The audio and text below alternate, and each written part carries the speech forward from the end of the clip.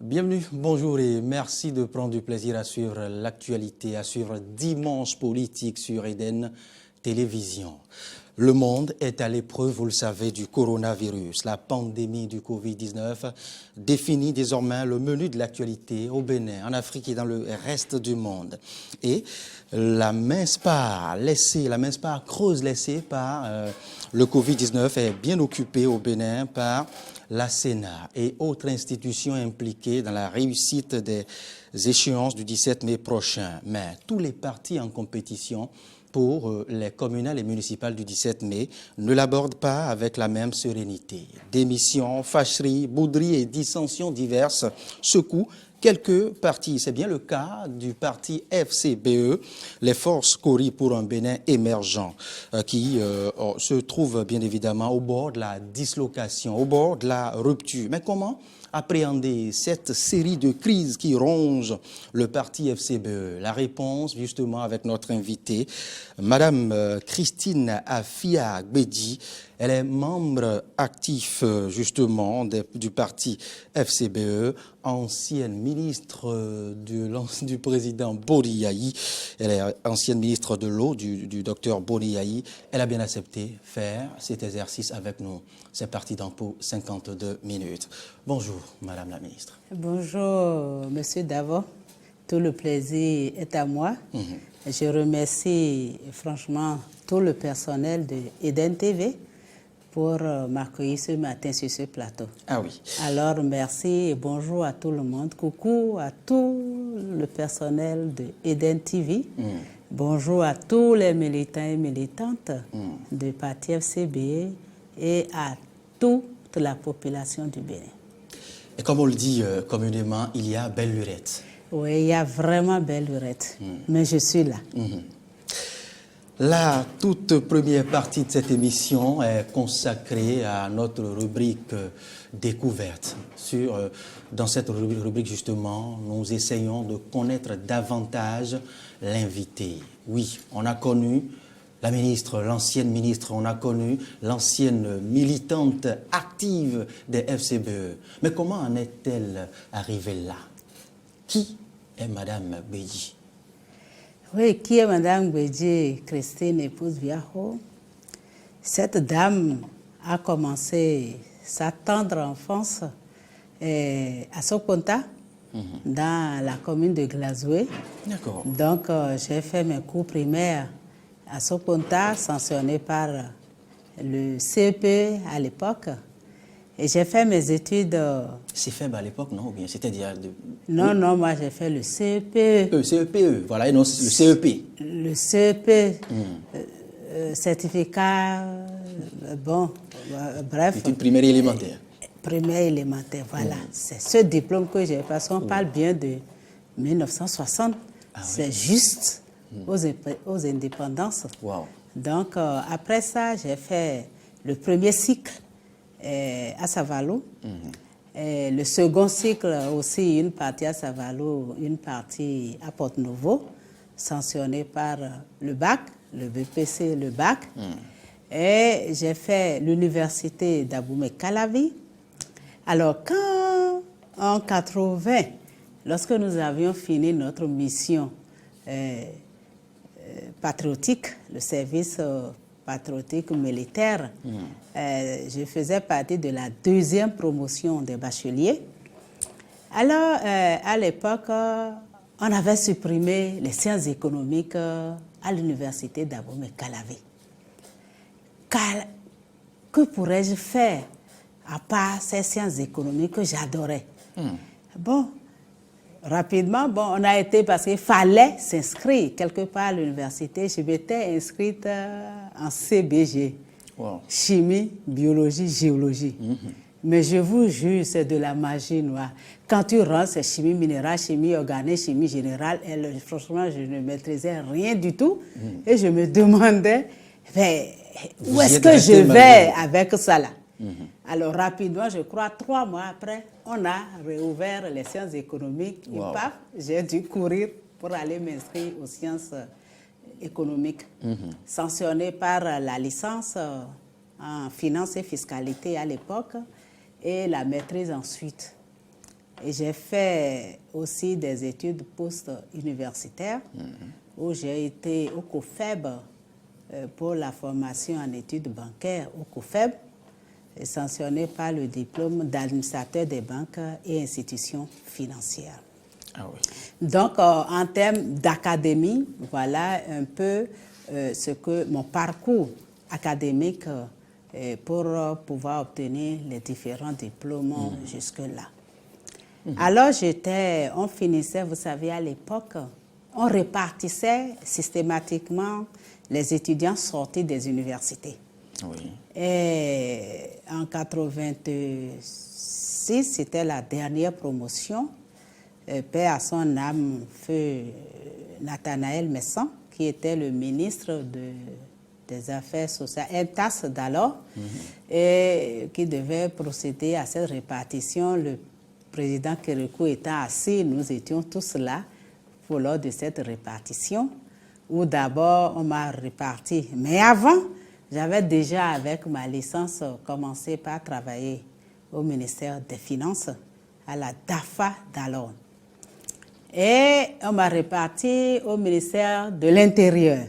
Alors du coup, je ne savais pas qu'est-ce que je vais faire au ministère de l'Intérieur.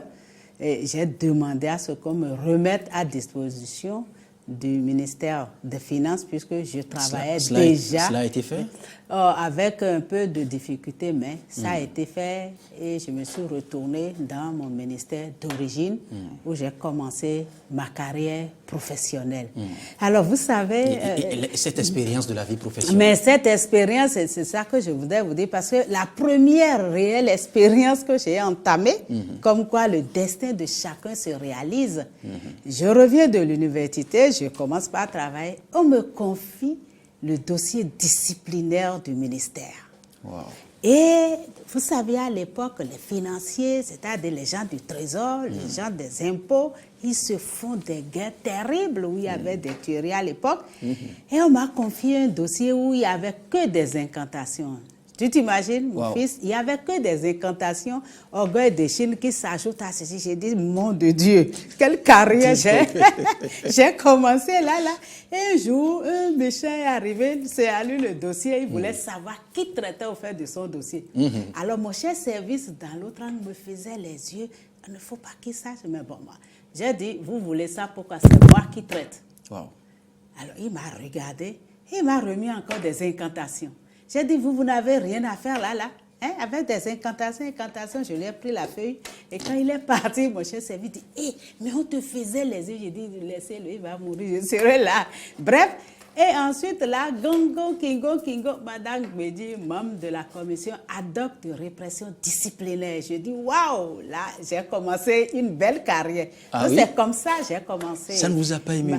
Non, je n'ai jamais eu peur de qui que ce soit, ni de quoi que ce soit, mais j'ai la crainte de Dieu. Ah oui. J'ai la crainte de Dieu de faire des choses pour attirer peut-être la colère de Dieu, mais je n'ai peur de personne, ni de rien. Quand j'ai envie de faire, je le fais. Donc, voilà comment j'ai commencé ma carrière. Et donc, je suis restée à la DAFA et j'ai commencé normalement ma carrière en agent simple au bureau, commandé d'ailleurs par quelqu'un qui avait le bac, alors que moi, je suis sortie avec la maîtrise. Wow. Bon, la vie, c'est comme ça. Donc, je me suis fait former réellement. Après, j'ai été chef de division du personnel, chef de division du matériel, etc.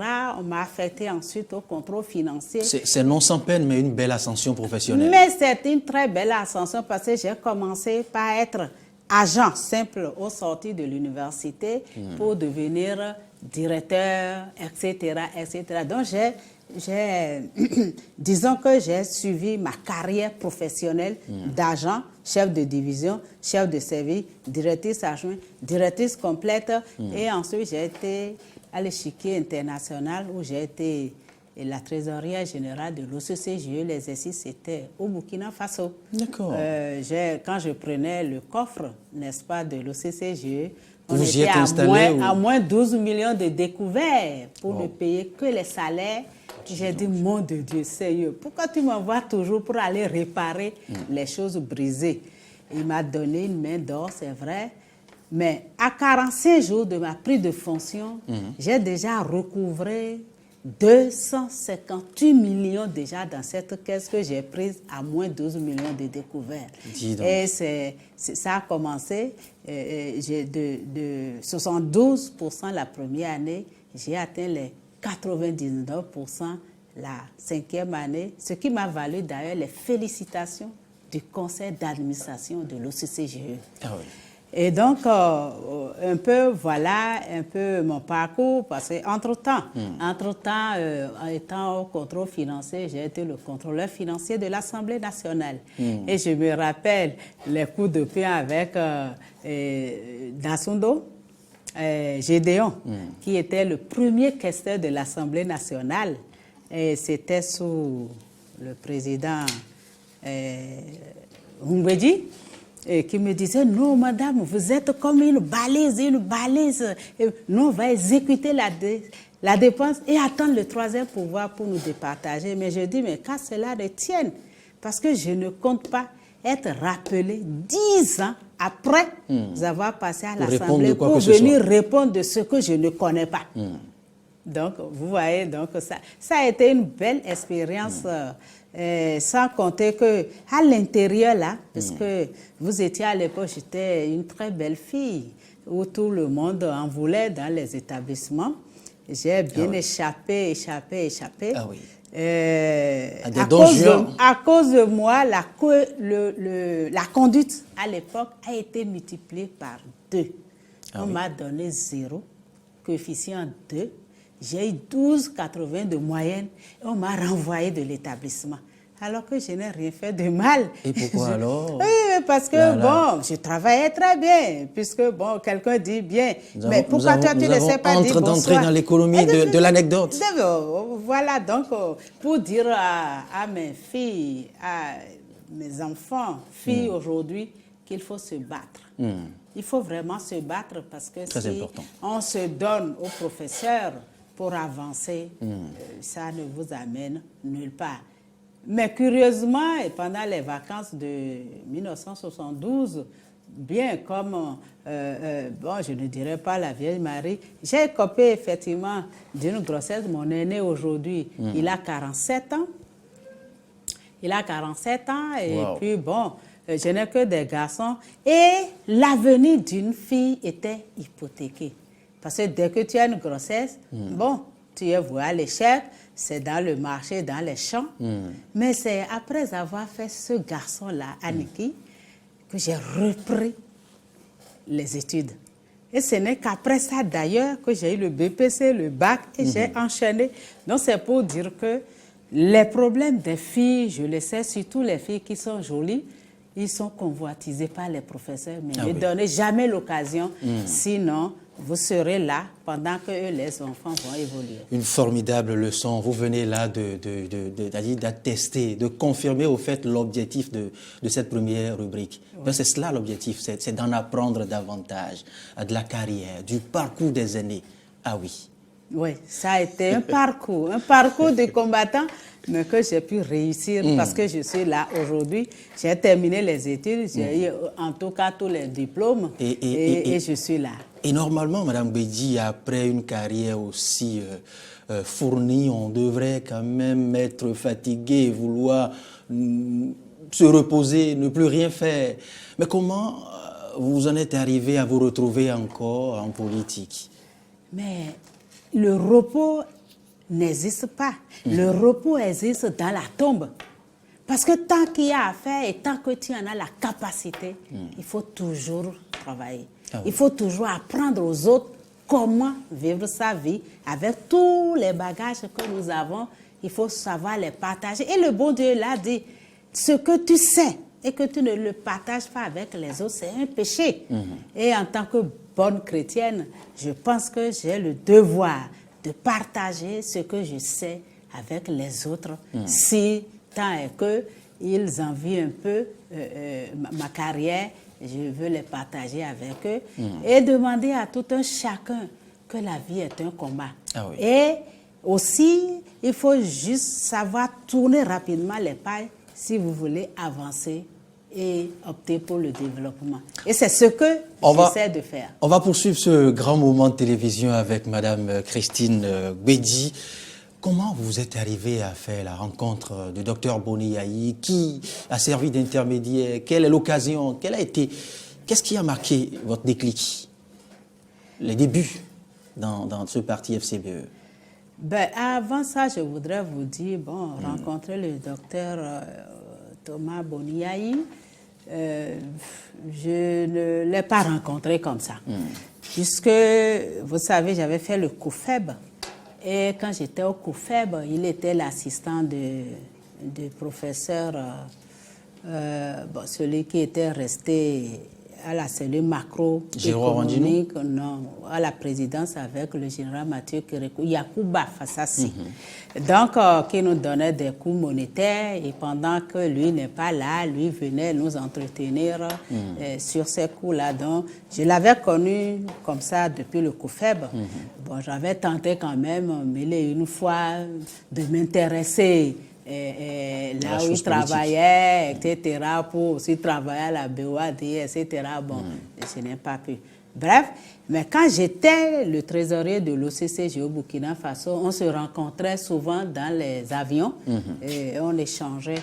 Et pendant que j'étais la chargée de mission du président de la République et contrôlais tous les projets qui devaient participer à l'épanouissement de tout le peuple, il était le président de la BOAD et il y avait un projet dénommé PHPA, projet d'hydraulique agricole et pastoral. Alors, qui avait été initié... Je ne vous arrête pas, madame. Oui. Ça dit que vos premières expériences politiques n'ont pas commencé avec le docteur Boni Yayi? Jamais. D'accord. Jamais, non, pas du tout. Alors, je vous ai dit que je suis conçue dans la politique, moi. D'accord. Que à Romandegbe, mon papa était UDD. C'est une précision importante. Ouais, mon papa était UDD et le président Romandegbe venait, je l'ai dit tantôt ailleurs, le président Romandegbe venait voir mon papa à Ouédémé. Il a même décoré mon papa à une décoration de leader, je me rappelle plus rapidement, mais il a été décoré. Voilà, il était chevalier de l'ordre social du Bénin, que mon papa a été, c'est Aro qui l'a décoré. Donc, j'ai commencé la politique, au fait, dans le ventre de ma mère. Et ensuite, quand j'avais commencé, il faut vous dire que je n'ai pas voulu, parce que vu les méandres, tout ce que mon papa a subi du point de vue politique, quand on dit on va le tuer demain, ses propres frères disent non, demain est tard, il faut le tuer aujourd'hui. J'ai regardé tout ça, j'ai dit moi je ne ferai pas la politique. Et les gens commençaient par dire, mais cette dame-là, il faut faire la politique. Père à son âme, il y a le professeur Tevo, je dirais qu'il m'a pourchassé longtemps pour que je sois de son parti NCC, etc. Oui. Un jour, là, il était obligé de me dire, mais madame Gbedji, vous qui êtes dynamique, qui êtes compétente et que vous ne voulez pas participer aux affaires politiques de votre pays, si vous ne faites pas la politique, c'est la politique qui vous fera. Alors, je me rappelais, il a cheminé avec moi le jour-là jusqu'à la banque, à la BOA, qui est derrière le ministère des Finances, parce qu'à l'époque, l'Assemblée, une partie de l'Assemblée était dans les bâtiments de la Cour constitutionnelle, là où la Cour constitutionnelle était restée. Et c'est d'ailleurs là que j'avais commencé mon premier emploi à la DAFA du ministère des Finances. Et donc, voilà, et c'est comme ça que j'avais commencé. Je convoitais parce que j'admirais un peu tout ce qui est beau. J'admire. J'admirais comment le président Soglo à l'époque, Madame Rosine Soglo, sa manière de parler, j'étais allée le voir un jour, on a discuté, dit, mais tiens, il y a des gens comme ça ici. Je dis oui, mais je n'ai pas eu le temps, franchement, d'être membre de la RB. Et c'est ensuite que j'ai créé mon mouvement, le MISA, qui s'appelait Mouvement pour l'impulsion du développement et de la solidarité agissante. Et j'ai créé ce mouvement-là et j'ai commencé par travailler. Ensuite, j'ai vu qu'il est temps de créer mon parti. Et comme ça, j'ai créé mon parti qui s'appelait Parti pour l'impulsion du développement et de la solidarité agissante. Parce que je me dis que sans la solidarité, nous ne pourrons parvenir à rien du tout si nous devons mener les actes isolément et qu'on doit se combattre, on ne pourra pas aller de l'avant. Et c'est comme ça que j'ai créé mon parti politique à Glasgow en 2009. J'ai bien fait, puisque comme il y a beaucoup de coûts, j'ai tout fait pour obtenir mon récépissé avant d'aller faire mon congrès constitutif. À l'époque. À l'époque. Ah oui. C'était en 2009, je crois.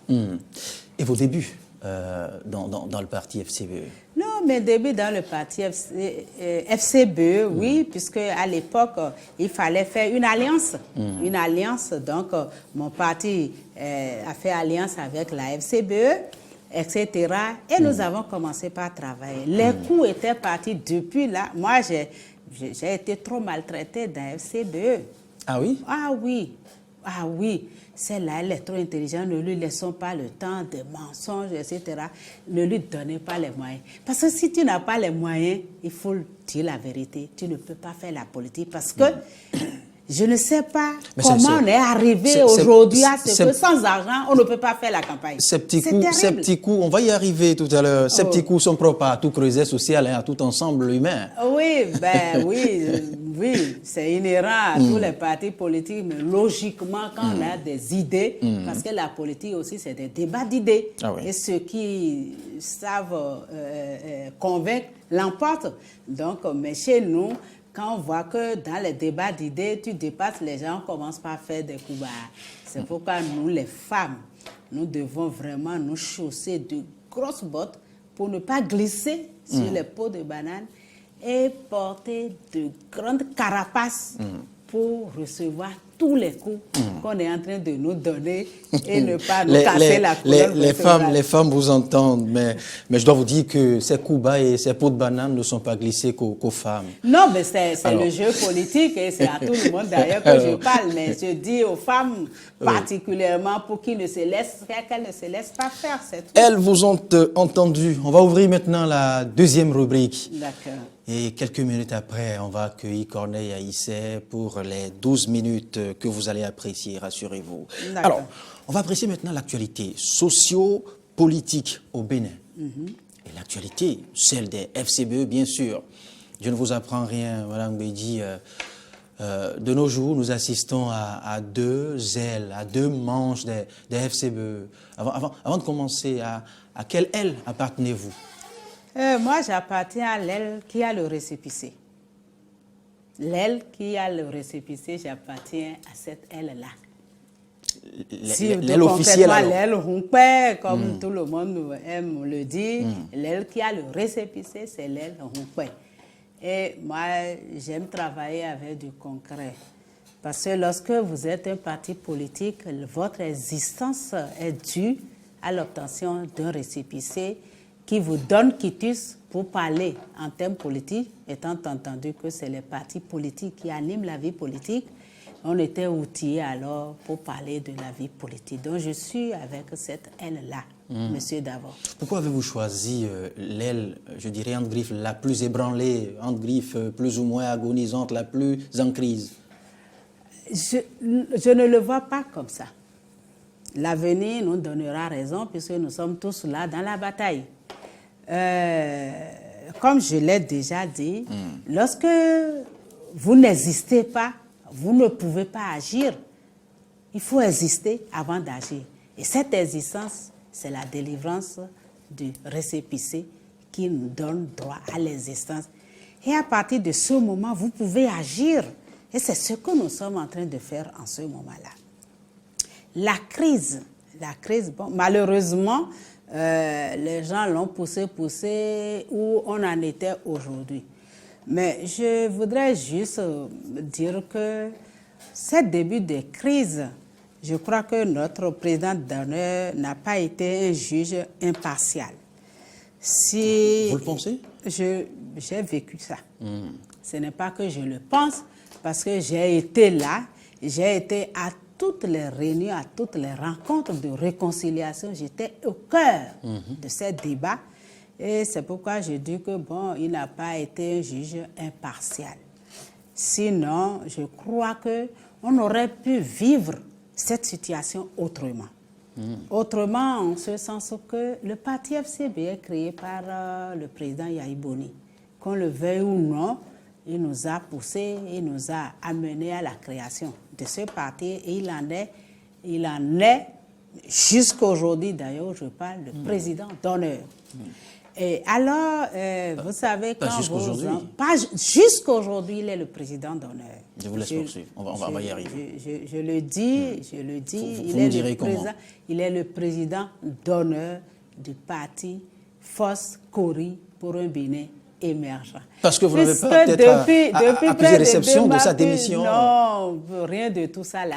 Et puisque depuis près de 2 mois, notre président d'honneur n'est même pas au pays. Et du moment où il n'est pas au pays, et il ne peut pas de loin nous dire qu'il ne fait plus partie de cette lutte-là, ce n'est pas impossible. Ce n'est pas possible, c'est impossible. Et c'est pourquoi je dis d'ailleurs... Son écrit portant sa signature... Il n'a pas signé. Fait acte. Vous avez vu un écrit portant la signature du PH disant qu'il renonce à FCB. Vous avez vu ça? Moi, je n'ai pas vu ça. Donc, autrement dit, vous attendez l'acte officiel. Même pas l'officiel qui revienne. Hein? Face to face, on pourrait se parler. Il est là, vous savez, mon président d'honneur, le président Yahi Boni, vous savez que c'est le président du Bénin. Il a été président du Bénin, il a été, comment je vais dire, le chouchou des femmes, etc., etc., et c'est dans ça qu'il est honoré. Qu'on lui jette tous les fleurs. Il ne peut pas se soustraire à ça. Je crois que c'est ma conviction. Et la politique, c'est une affaire de conviction. C'est ce que je crois, c'est ce qui me convainc qu'il n'a pas écrit, il n'a pas démissionné. Je ne crois pas en ça. J'attends, monsieur le journaliste, qu'il revienne. Il reviendra. Enfin, vous espérez un retour, mais ne pas croire en sa démission, c'est autre chose. Oui, on peut rêver on peut rêver ou on peut espérer qu'il revienne. Oui. Chacun a le droit de croire ou de ne pas croire. Ça. Puisque vous avez suivi la sortie de l'autre aile. Vous avez suivi la sortie de l'autre, elle qui a justifié les mobiles qui sous-tendent son départ, sa démission. Moi, ces mobiles, pour moi, ne sont pas fondés. Non, ces mobiles, de mon point de vue, ne sont pas fondés. Puisque nous avons créé un parti. Je vais même dire, parce que je les accuse, eux autres, de mener FCBE à cette situation. Parce que ceux-là qui crient aujourd'hui, ils étaient les teneurs de FCBE. Et depuis que nous sommes allés à ce congrès géant à Parakou, ils ont attendu quoi pour faire inscrire le parti au ministère de l'Intérieur? Si c'était fait dans les délais, rien de ce qui se passe aujourd'hui ne se passera. Ça, vous pouvez me croire. Et ils ont raté, c'est-à-dire ils ont enfreint à cette possibilité de nous donner déjà notre récépissé. On a fait le congrès à Parakou le 10 février. Je vous ai dit tantôt que moi j'ai créé un parti, mais j'ai suivi mon dossier, j'ai eu déjà mon récépissé avant d'aller faire mon congrès.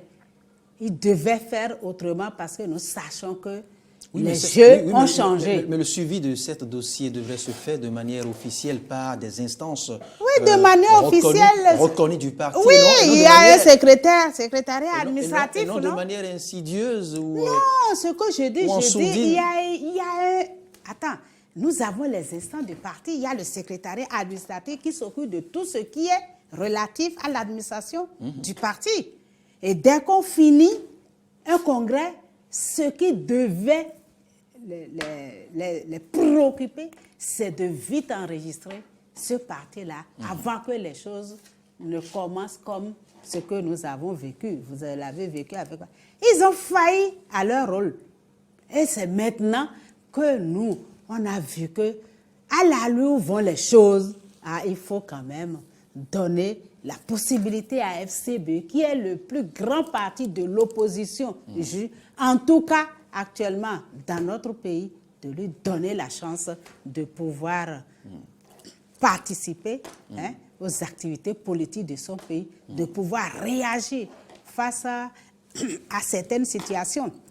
Et c'est ce qui nous a motivés à prendre ce récépissé pour que FCB soit un parti qui existe, pas la délivrance de ce récépissé. Pour moi, si ce n'est pas, je ne sais pas, des problèmes peut-être de leader, je ne sais pas quoi, on ne devait même pas aller jusque-là. Il s'agissait que notre président nous réunit et qu'il nous dise ce qu'il a à dire et tout le monde se conformerait à ça. Mais bon, nous on a compris que c'était pas le juge, c'était un juge impartial et que bon, etc., etc. Et les autres croient en tout et puis ils font des déballages intempestifs, etc. Nous sommes tous là, monsieur Davo. La vie, là, elle continue, nous serons... Le paradoxe ici, c'est que des 12 partis en règle vis-à-vis des nouvelles dispositions, des principes, des tests qui régissent la réforme du système partisan, il n'y a que votre parti, les FCBE, qui se trouve secoué, rongé par le précieux sésame. Or, ce précieux sésame a, au contraire, uni tous les militants des autres partis. Mais pourquoi, dans votre cas, ce précieux sésame n'a fait que diviser? Vous savez, FCB n'est pas n'importe quel parti. Nous avons gardé le pouvoir pendant 10 ans. Et pour des partis qui ont eu le pouvoir, qui l'ont géré pendant un certain nombre d'années, dès qu'il disparaît du pouvoir, ces problèmes existent toujours. Ce n'est pas des problèmes isolés, c'est inhérent. Ce devrait être tout le contraire. Non, pas du tout. C'est inhérent à tous les partis qui n'ont pas eu peut-être le temps de s'implanter rigoureusement et qui ont perdu le pouvoir. Et la gestion de la perte de ce pouvoir... Vous dites quelque chose de très grave. Donc pendant 10 ans, les 10 ans n'ont pas suffi au FCBE. Nous avons créé le parti quand? Nous n'avons pas créé le parti pendant que nous ne sommes plus au pouvoir. Vous ne voyez pas? Nous avons créé le parti. Nous avons créé le parti le 10 février 1998. Le pouvoir a déjà échappé depuis 2016. Oui. Donc nous avons, le parti n'a pas été créé créé le parti le 10 février 2018. C'est ce que je voudrais dire. Pas créé ou constitué officiellement. Oui, mais bon, c'est du moment-là, constitué, on a lancé le congrès, on a créé, c'est à partir de ce jour-là qu'on vous compte l'existence de votre parti. Et ce n'est que le 10 février, qu'avant on était en alliance. Maintenant, on a pu le mettre sous forme réelle parti le 10 février 2018 à Parakou.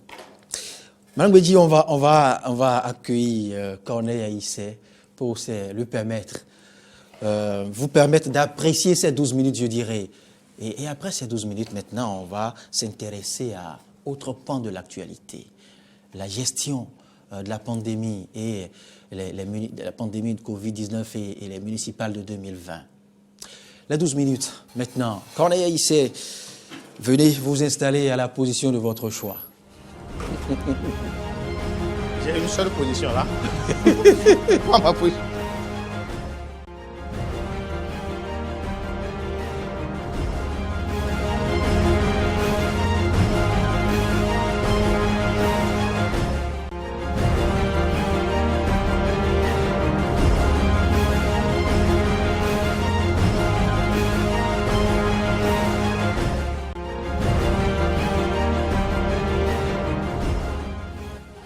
Madame Christine Bédi Viao, bien sûr, bonjour. Bonjour, Monsieur Corneille. Les 12 minutes sur dimanche politique, nous allons commencer par Eh bien, le secteur de l'eau, là vous avez fait des preuves en tant que ministre de l'eau, vous avez prêté serment le 22 juin 2015. Et justement, il y a une phrase que j'ai retenue, je peux citer, je vais œuvrer à diagnostiquer les dysfonctionnements sur tous les chantiers de l'eau afin de réduire à brève échéance les insatisfactions des populations. C'était voilà, fin de citation. Alors aujourd'hui, quels ont été les défis que vous avez pu relever en ce moment et que pensez-vous de la politique actuelle en matière de l'eau? Merci, Monsieur Corneille. C'est vrai, j'ai été ministre de l'eau en 6 ou 7 mois. Les tests fondamentaux qui devaient régir ce secteur n'existaient pas. Donc, j'ai mis le temps de pouvoir élaborer ces différents documents. D'ailleurs, j'ai même une félicitation parce que j'étais handicapée motrice quand j'ai été nommée ministre de l'eau. Et en 2 mois, j'ai pu élaborer et faire adopter au Conseil des ministres l'AOF de ce nouveau ministère qui n'existait pas en tant que ministère de l'eau dans le giron du gouvernement. C'est créé après le vaste scandale oui, du PPA2. Du PPA2.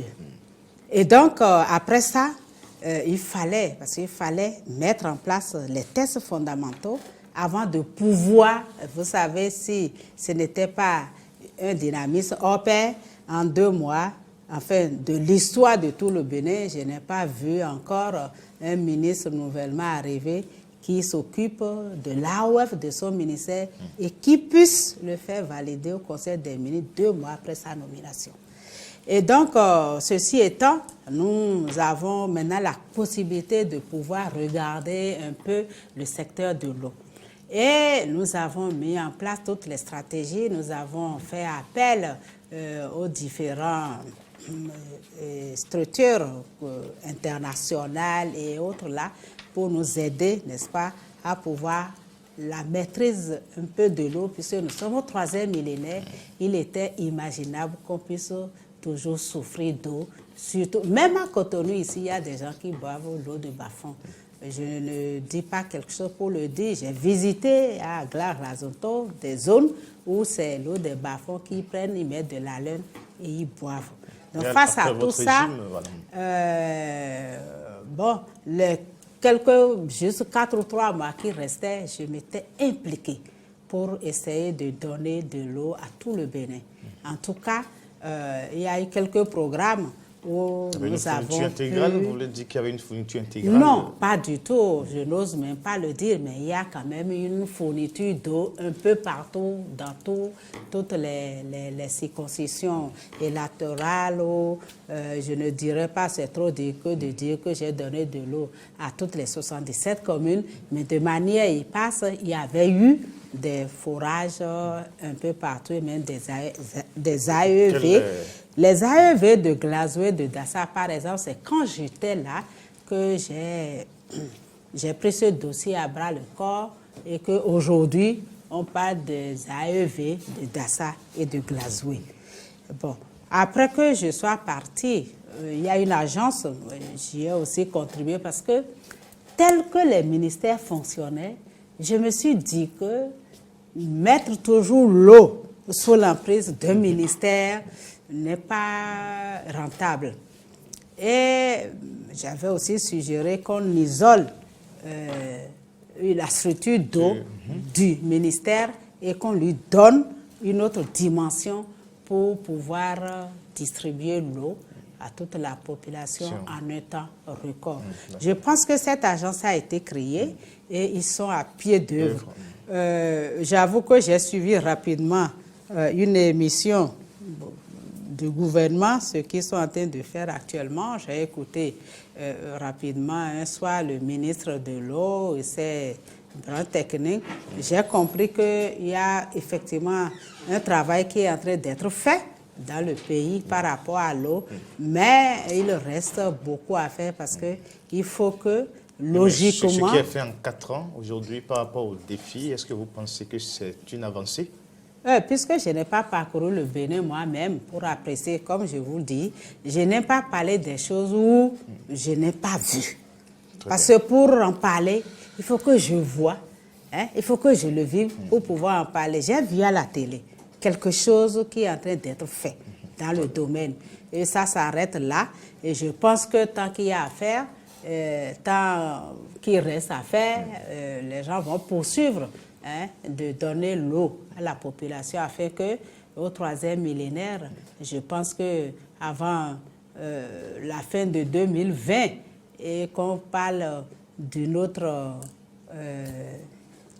autre régime, il faudrait quand même que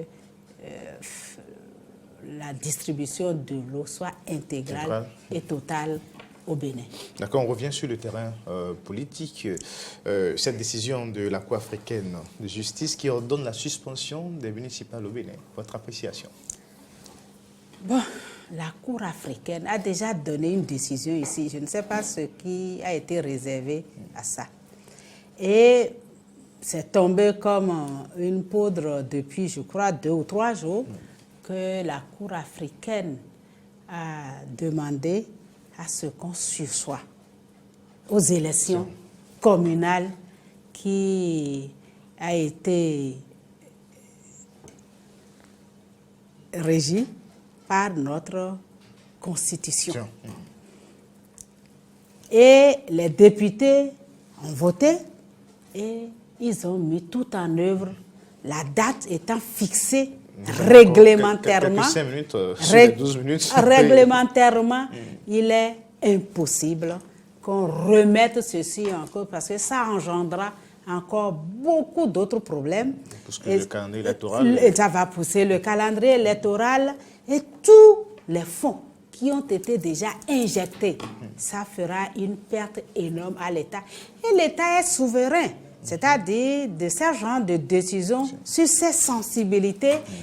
Je pense que les gens devaient réfléchir avant de donner ce genre de décision. Je ne suis pas sûre que cette décision puisse supplanter, comment je vais dire, nous sommes un pays autonome, non? Il y a souverain. Un terme souverain, nous sommes un pays souverain.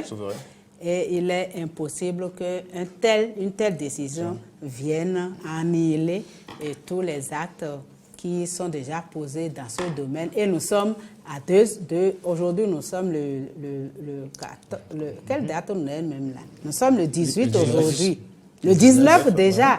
Donc, dans 14 jours, la campagne serait lancée. Ce serait franchement de l'utopie de dire qu'on va tenir compte de cette décision. Et revenons à votre maison politique, les forces Coripo et Bénin émergents. On a constaté simplement qu'à l'arrivée du nouveau départ, il y a une rouille de leaders, de personnalités politiques des FCBE pour le nouveau départ, pour la rupture. C'était une trahison ou manque de conviction? Ben, moi, franchement, les deux. Ce seraient les deux, trahison, manque de conviction. Parce que la politique, c'est une conviction. Et quand tu es convaincu, tu dois militer pour ça. Et j'ai compris aussi que dans notre pays, beaucoup ne sont pas convaincus du jeu politique qu'ils jouent. C'est plutôt le jeu d'être toujours à l'abri des besoins qui poussent les nôtres à vider ou qu'ils ont des ardoises ou ils ont peur d'être mis sur la sellette qui les pousse rapidement à ces changements de veste. Moi, le jour où je serai peut-être président de la République, si Dieu le veut, je pense que j'en tiendrai compte pour m'attacher à ces manières de faire. Alors, il y a une question de Loris tout à l'heure. Vous aviez tenté de répondre autrement, mais nous sommes restés sur notre soif. Pourquoi le récépissé pose tant de problèmes au sein de FCBE? Qu'est-ce qu'il y a en dessous? Ah, mon de Dieu, mon de Dieu, mon de Dieu. Ce récépissé, moi, je ne sais pas ce qu'il y a en dessous. Je sais tout simplement que nous avons créé un parti et que ce parti a besoin d'un récépissé pour pouvoir évoluer. Il y a eu des têtes qui ont vraiment été sacrifiées avant d'obtenir le récépissé. Est-ce que vous le confirmez sur ce plateau? Je ne parlerai pas de sacrifice. Je parlerai tout simplement de permettre au parti de vivre. Sacrifice, c'est quand la personne est là et qu'on veut le sacrifier pour. Mais actuellement, les gens ne sont pas au pays. Est-ce que tu peux éduquer tes enfants si tu as laissé de l'extérieur les éduquer? Alors, vous confirmez qu'il s'agit du secrétaire exécutif d'antan Dianontin, de l'Assemblée nationale? Non, il y en a 3. Il y a 6 secrétaires exécutifs à la FCBE. Le premier, c'est Dianontin. Le deuxième, c'est Yaro. Le troisième, c'est Komi Kouché. Le quatrième, c'est Dossou Kodo Simpli. Le cinquième, c'est l'ancien SG Tigri Alassane. Et le sixième, c'est Moukpe Paul. Et à l'époque, pour confectionner l'architecture, n'est-ce pas, de la FCBE, on a dit bien, le président d'honneur étant déjà du Nord, ce serait vraiment pas bien qu'on prenne le secrétaire exécutif du Nord, parce que les gens diraient que c'est un parti du Nord. Et c'est ce qui a valu ce poste au ministre Dianontin. Maintenant, les 3 sont à l'extérieur, le parti est là, et donc on a décidé, n'est-ce pas, puisqu'on n'a pas désigné d'autres secrétaires exécutifs, on a pris les 3 justes qui restaient là, on les a plantés là, et on a suivi l'architecture. Et donc aujourd'hui, je pense que cet amalgame, je ne sais pas pourquoi ça continue d'être animé. Et justement, pour finir, une question fermée. Ce qui s'est passé avec Paul Rumpé, qui est devenu secrétaire exécutif aujourd'hui tout puissant du parti, est-ce une trahison également? Je vous ai expliqué que des 3 qui restaient, il y a 2 qui sont du Nord. Paul Rumpé seul est du Sud. Et l'idée qui a prévalu à Parakou, c'est que... Quel congrès l'a désigné finalement secrétaire exécutif? Bien, congrès, ils étaient, c'est pas de nouvelles têtes, ils étaient, c'est consommé, et puis il était dans le bureau, et il est le seul genre du Sud. Madame Bédi, les 12 minutes sont terminées. Bien, merci, on poursuit. Suite et fin de Dimanche Politique maintenant. Je vous l'ai dit, la dernière rubrique à aborder, Madame Christine Bédi, c'est bien sûr celle consacrée à l'organisation des municipales et communales du 17 mai prochain et la pandémie qui occupe l'actualité partout au monde, je dirais. Alors, quelle est votre lecture d'abord, Madame Bédi, du maintien à bonne date des élections? Bien, le maintien à bonne date des élections, comme je l'ai dit tantôt, je veux dire, en cette atmosphère de pandémie. Ce sont nos tests qui l'ont voulu ainsi. Et coronavirus, bon, je ne suis pas allée dans le gouvernement, je ne suis pas dans la tête de ceux qui ont décidé de maintenir, mais je pense que, étant entendu que le corona n'a pas encore affecté outre mesure le pays, on se dit que si on décalait, ça va agir probablement si les autres élections... Pour éviter peut-être le vide juridique. Oui, il y aurait d'abord vide juridique, ça risque de perturber aussi les élections présidentielles qui sont déjà à moins d'1 an aussi, et que c'est pour toutes ces raisons-là qu'on a décidé de le maintenir. Et pour ce maintien, je crois qu'il y a eu un cordon, il y a eu plein d'actes, de dispositions qui ont été mises en œuvre. Il y a la fermeture de toutes, des frontières, pas seulement au Bénin, des autres, etc. Il y a un cordon sanitaire qui a été mis en place et qui a été même déplacé actuellement de Wegbo à Massy. Oui, à Massy aujourd'hui. Et personne ne peut bouger du sud au nord, ni du nord au sud. En tout cas, sans autorisation spéciale. Mais les autorisations même ne se donnent pas. Voilà. C'est peut-être aussi encore à la tête du client, parce que moi... Pas vraiment, c'est toujours pour...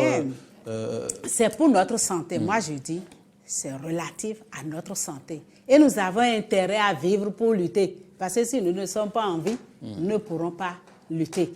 Donc, oser lutter, oser vaincre. Et c'est pour notre santé. Bon, il y a l'annulation même des vols inter-États ou internationaux, etc., de certains vols, la fermeture des restaurants. Vous voyez, il y a toute une panoplie d'actions qui ont été mises en œuvre. Il y a le geste ou les gestes qu'il faut pour que nous ne tombions pas malades. et je voudrais que chacun se plie à ces règles, déjà du port du masque que j'ai ici, mais pour ne pas vous parler bien, je l'ai enlevé. Donc, il faut déjà ces gestes-là et pour se mettre, n'est-ce pas, à l'abri de cette pandémie. C'est cela. Alors, des municipales maintenant, les FCBE, ils seront ou non? Nous serons au municipal. Qu'est-ce qui va nous empêcher d'y être? Nous avons eu le récépissé. Nous avons réuni tous les 36 ou 30 dossiers. 3630, je veux, oui, 3630 dossiers. Nous avons eu le récépissé définitif. Qu'est-ce qui peut nous empêcher? Oui, mais à la lecture je dirais, du flot de démissions de votre liste principale, je me dis, mais qu'est-ce qui vous reste encore comme candidat? Qui ont démissionné? C'est du bluff. C'est-à-dire, cette démission en cascade, au fait, je pense que c'est pour jouer sur le moral de la population. Parce que ça arrange les gens à plus d'un titre. Et nous ne voulons pas être les commanditaires d'un blocage des élections municipales. Parce que si ça échouait, on dirait que c'est la FCBE qui a fait échouer, c'est Yayi Boni qui a fait échouer les élections municipales. Et vous voyez, les débats vont reprendre. Donc nous, en tant que FCB, seul parti de l'opposition, nous ne voulons pas jouer à ce jeu. Nous voulons aller aux élections et petitement, je pense que de toute façon, c'est des élections de proximité. C'est des élections communales. C'est pour nos communes, nos arrondissements. Et je ne vois pas pourquoi nous, qui sommes d'une localité, d'une commune donnée, ne pourrons pas aller aux élections pour participer à la gestion de nos communes. Ce n'est pas une élection présidentielle. Ce n'est pas une élection législative, mais c'est des élections de chez nous. Et nous devons participer à la gestion de notre communauté. Pourquoi on va nous enlever ce privilège? Non, je pense que... Vous y êtes, vous y serez, je précise, l'aile Roumpouet y sera, bien enfin, tous les ailes confondus, parce que tout le monde a produit les dossiers, ça là. Que ce soit elle Roumpouet, elle, je ne sais pas quoi, c'est le parti de Yayi Boni qui est le président d'honneur jusqu'au nouveau désordre, va aux élections. Vous y tenez? J'y tiens et je suis sincère dans ce que je dis. Va aux élections parce que toutes ces personnes-là, ils ont déposé le dossier de leur commune et on va aller aux élections. Ce n'est pas après qu'on ait déposé un dossier validé par la Sénat qu'on dit maintenant je démissionne. Je crois que ça va être trop facile, non? Mais quelle chance a-t-on encore quand on est un parti, quand on constitue un parti et que l'on perd de ces cadres de renommée, de trempes formidables, comme ces quelques-uns qui se sont... Ce n'est pas à moi de vous les rappeler, vous les connaissez aussi mieux que moi. Vous pouvez me citer ceux que vous parlez, à part le président d'honneur. Pas seulement. Qui, à part pas lui, seulement. Le président d'honneur. Puisque les autres ne sont même pas là. Il faut parler de ce qui existe là. Hein? La politique, c'est l'appréciation des réalités du moment. Et ce moment-là, ce que nous vivons dans ce moment, c'est ça qu'il faut apprécier. Et je pense qu'une autre analyse va à la dérive. Oui. Les réalités du moment, aujourd'hui, les trois dont on nous accuse ne sont pas au pays et ils ne peuvent rien faire de l'extérieur pour le parti, pour les élections, en ce moment, que d'ailleurs de nous envoyer de l'argent pour participer aux élections. Ah oui. Ah oui, voilà encore autre chose que je viens de lancer. Vous l'aspirez? Non, bon, c'est-à-dire, un jour, c'est toi qui es soutenu, l'autre jour, c'est toi qu'on soutient. Et la politique, c'est ainsi fait. C'est ça la politique. Un jour, toi tu soutiens, l'autre jour, on te soutient, et personne ne sait ce que demain nous réserve. Ébranlé par des démissions, certes, mais après les municipales du 17 mai 2020, à quoi doit-on s'attendre du côté de la FCBE? À quoi doit-on s'attendre? C'est là même où FCBE sera bien assez. Attendez, je ne vais pas dévoiler les secrets. Attendez qu'on aille effectivement à ces élections. Attendons que les résultats soient donnés. Et au soir du 17 mai, vous comprendrez si le parti FCBE existe et existera dans ce pays ou pas. Voilà un peu ce que je voudrais dire pour clôturer ce débat sur la FCBE. Sans vous rappeler que vous avez aussi l'autre obstacle des 10% à surmonter. Ouais, les 10%, logiquement, logiquement, bon, la loi a failli dans ce domaine parce que les 10% doivent être pour les élections législatives, présidentielles, mais pour les élections locales. Parce que je suis nommé maire de ma commune, par exemple, ça ne concerne pas la commune de Savek qui est à côté de moi. Oui, ça mais ne votre concerne liste a présenté des candidats. C'est vous dire que ces 10% normalement ne devaient pas l'être pour les élections communales. Puisque c'est donné, nous aurons les 10% parce que FCBE est présente dans toutes les 77 communes de notre pays. Et pour ça, nous aurons les 10%. C'est même écrit déjà. Dieu l'a déjà écrit. Ah oui. Oui, Dieu l'a déjà écrit. Et puis, nous irons aux élections. Nous aurons des élus dans toutes les 77 communes. Et ça, j'en suis convaincue.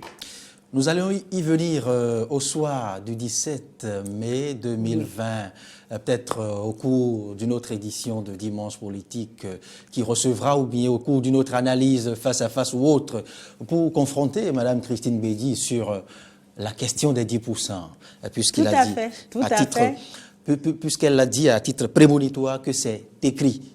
Eh bien, c'est enregistré aussi à notre niveau. Oui, tout ce que vous liez ici est lié au ciel, tout ce que vous déliez ici est délié au ciel. Je l'ai proclamé et Dieu l'a exaucé et il en sera ainsi. Et les chrétiens diront Amen. Amen. Oui. Madame Christine Bédi, votre mot de la fin. Mon mot de fin, c'est juste demander aux femmes, toutes les femmes, puisque le Bénin fait 52% de femmes, que toutes les femmes se mobilisent pour voter les listes qui contiennent les femmes, afin qu'il y ait beaucoup de femmes dans nos mairies, élus locaux, dans nos conseils communaux. J'en profite aussi pour demander, franchement, à toute la population de prendre à cœur ce virus, ce coronavirus, et d'adopter les gestes qu'on nous recommande, de respecter le cordon sanitaire. C'est pour notre santé, c'est pour notre vie. Et si nous ne sommes pas en vie, nous ne pourrons pas vivre, nous ne pouvons rien faire. Et donc, franchement, aidez vous-même à ne pas tomber malade. Merci à vous, Madame Christine Bédi, fluide, digeste et intéressante à suivre, ça je l'avoue. On espère vous retrouver très bientôt sur autre tribune, Dimanche Politique ou autre tribune sur Eden Télévision. Merci de nous avoir suivis. Tout le plaisir est à moi et je dis encore merci à toutes. Tout le plaisir est pour moi. Oui. Et je ne fuis pas les débats et je le fais. Ben, ça, et je dis merci franchement à tous les journalistes, tout le personnel de Eden TV. Merci et que la lutte continue pour des victoires encore plus grandes. Et je prends cette balle au bon pour conclure pour dire que vous ne fuyez pas effectivement le débat parce que par ces temps qui courent, c'est l'exercice le plus difficile au pays. Hein, les cadres, caciques et autres évitent sensiblement les plateaux. Et pour quelle raison, on ne saurait vous le dire. À dimanche.